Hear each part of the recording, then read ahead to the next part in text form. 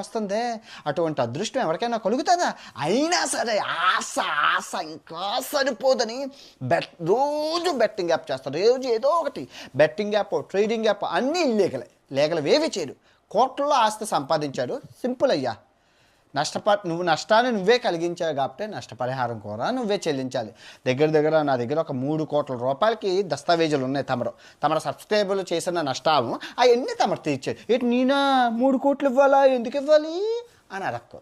తమరు చెప్పింది అంతే. కానీ మన వాళ్ళు బాగా ఆడేసి ఎక్కువ దొబ్బెట్టుకున్నారు. మరి తమరి వల్లే నష్టం జరిగింది కాబట్టి తమరే తీర్చాలి, లేదంటే జైల్లో బొక్కలో కూర్చోవాలి. సేమ్ ఏది, బొక్కలో కూర్చుంటావా నష్టపరిహారం చెల్లిస్తావా, అది నువ్వే తీర్చుకో. ఓకే, చాలామంది ఉన్నారు. వాళ్ళందరూ మీకు మళ్ళీ చెప్తున్నాను, దయచేసి నాకు పంపించకండి, నన్ను అడగండి. నియరెస్ట్ పోలీస్ స్టేషన్కి వెళ్ళి విఆర్ రాజా వారు ఫ్యాక్ట్ చేస్తే చాలు. ఈ సబ్స్క్రైబర్లు చూడు, కింద కమెంట్లు ఎన్ని ఉంటాయి తమ మీద.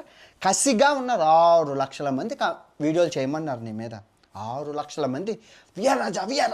ఈ ఎదవ ఎలాంటి వాడంటే అండి, లాస్ట్ ఇయర్ ఎప్పుడు నేను బెట్టింగ్ యాప్ల వీడియోలు చేసినా కిందన విఆర్ రాజా చూడండి, విఆర్ రాజా ఈ 2 వీడియోల కింద కమెంట్లు చూడండి, విఆర్ రాజా అన్నీ విఆర్ రాజా అంటారు. మరి నువ్వు తెలుసుకోవాలి కదా, నేను ఎప్పుడు నీ మీద ఎప్పుడు చేయలేదు కదా, ఎప్పుడైనా చేశాను. లాస్ట్ ఇయర్ చేసేటప్పుడు కూడా నువ్వు ఆలోచించుకోవాలి కదా, అరే మనకి అప్పనంగా ఇంత డబ్బు వస్తుందే, ఇది చాలే, నువ్వేం ఖర్చు పెడుతున్నావు చెప్పు. ఇంట్లో కూర్చొని సొల్లు చెప్తావు. ఒక 7 చచ్చిపోయిందంటే ఆత్మ అలా అక్కడే తిరుగుతూ ఉంటుంది, ఆ 7 చుట్టూ తిరుగుతుంటే. కానీ నువ్వు వీడియో చేసేస్తావే, దొంగ మీద కూడా వీడియోలు చేసుకొని బతికి కోట్లు సంపాదించి మళ్ళీ దానికి బెట్టింగ్ యాప్ తగిలిస్తావే. సిగ్గు లజ్జ నిన్ను కాదు, నిన్ను కన్న తల్లిదండ్రులు నాదా, మీ అమ్మ ఎటువంటి సిద్ధాంతాలతో పెంచిందో నీ తల్లికి వీడియో చూపించు, చెప్పు, అమ్మ నేను ఈ తప్పు చేశాను, ఇంత అదృష్టాన్ని నేను కాదనుకొని రోజు నీ వల్ల ఎవరు రోజు న్యూస్ ఛానల్ చూస్తావు కదా, బెట్టింగ్ యాప్ల వల్ల చేస్తున్నారు వింటుంటావు కదా, ఈ చెవితో వింటుంటావు కదా, నీ బ్రెయిన్లో ఏం చెప్తుంటుంది? నువ్వు చెప్పింది చిన్న చితక కరియాపాకు ఛానల్ కాదు, ఎడ్యుకేషనల్ ఛానల్. ఎడ్యుకేషనల్ అంటే 10 మందికి జ్ఞానాన్ని పెంచే ఛానల్. అటువంటి జ్ఞానాన్ని పెంచుతున్నావు కాబట్టి, జ్ఞానోదయం కలిగిస్తున్నావు కాబట్టి, ఒక గురు బ్రహ్మ, గురు విష్ణు, గురుదేవో మహేశ్వరాన్ని సాక్షాత్తు పరబ్రహ్మ తస్మై గురువే నమః అని చెప్పి నేను అందరూ పూజించి, నేను సబ్స్క్రైబ్ చేసి, నీకు లైక్ చేసి, నీకు కామెంట్ చేసి, వ్యూవర్షిప్ ఎంత ఉంది, మిలియన్స్ ఆఫ్ వ్యూస్ ఉన్నప్పుడు డబ్బులు నీకు ఇంకేమీ దొరకలేదా? విజయవాడ ఇడ్లీలు, సాంబారు, ఏదైనా కారం పొడి ఏదైనా అమ్ముకోవచ్చే, నువ్వు ఏదైనా చేసుకోవచ్చు. అవన్నీ పక్కన పెట్టి బెట్టింగ్ యాప్, ట్రేడింగ్ కూడా ఇల్లీగల్ అయిన బినోమోల్ని వాటిని ప్రమోట్ చేస్తావు. నేను చెప్పను, నీ సబ్స్క్రైబర్ కింద కమెంట్ చేస్తారు చూడు, ఎంత కసిగా ఉన్నారంటే నీ మీద. ఎప్పుడు అన్వేషణ విఆర్ రాజా మీద చేస్తారా కమెంట్లతో విరుచుకుపడదామంత కసితో ఉన్నారు ఈ జనం. సింపుల్, పోలీస్ స్టేషన్కి వెళ్ళి లొంగిపోతావా, లేదు అంటే ఈ నష్టపరిహారం అందరికీ చెల్లించేసారు. మరి నీకు కోర్టులో వ్యూస్ ఇచ్చారు కదా. ఇప్పుడు రామాయణం మహాభారతం చూసేవాళ్ళు ఎవరు ఉంటారు? టీనేజర్స్ ఉంటారా? ఉండరు. ఎవరు చూస్తారు? ముసలి వాళ్ళు చూస్తారు. అరే దేవుడి గురించి చెప్పాడే, ఇదేదో ఉపయోగం ఉంటుందని చెప్పి ఆ వృద్ధాప్యంలో ఉన్న పింఛను వచ్చిన పెన్షన్ డబ్బులు ఈ బెట్టింగ్ యాప్లో పెట్టి పోయిన వాళ్ళు ఎంతోమంది ఉన్నారు. ఆ పాపం ఎవరు తగులుతుంది? నీకు తగులుతుంది. ఎక్కడికి పోవు, ఇదిగో హాస్పిటల్ నీ కోసం తలుపులు తెరుచుకొని ఉంటుంది.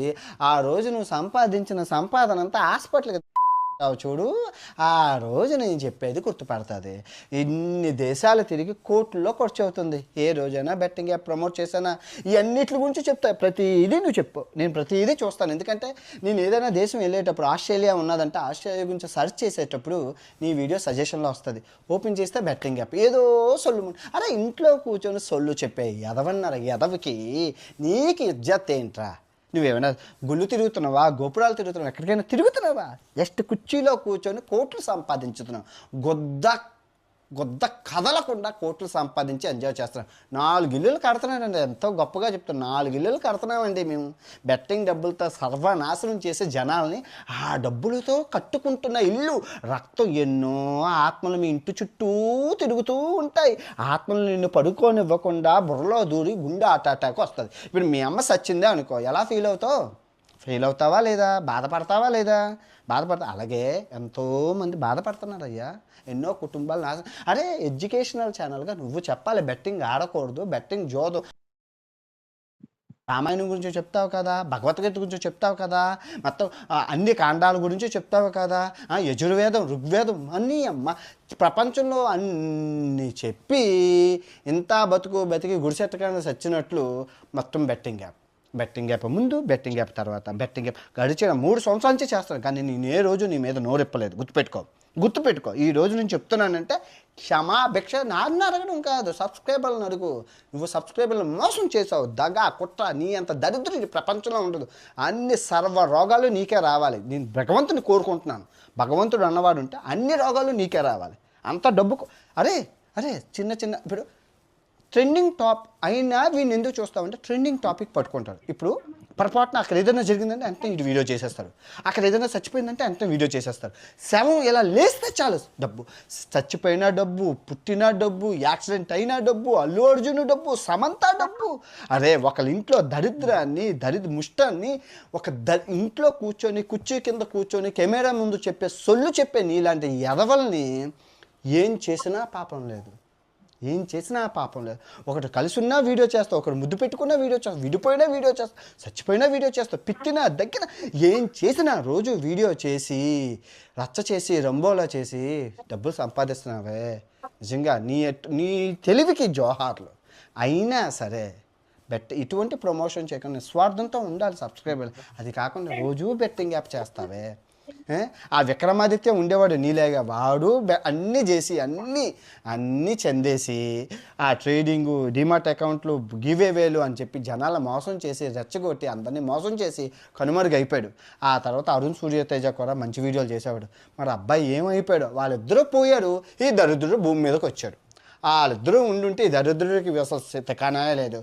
ముఖంలో పెట్టుకొని బుడ్డ పెదాలు ఎట్టుకొని మీరు చూస్తున్నాడు కూడా అనకుండా గుడ్డలో నుంచి దూడింది ముక్కులోకి వచ్చిందని చెప్తావు. నువ్వేమైనా చూసావు? అమెజాన్ అడవుల్లోని 60 రోజులు ఉన్నాను, నాకే తెలియని విషయాలు నువ్వు చెప్తుంటే పిచ్చెక్కిపోతుంటుంది. ఐ హోప్ నువ్వు మారాలి అనుకుంటున్నాను.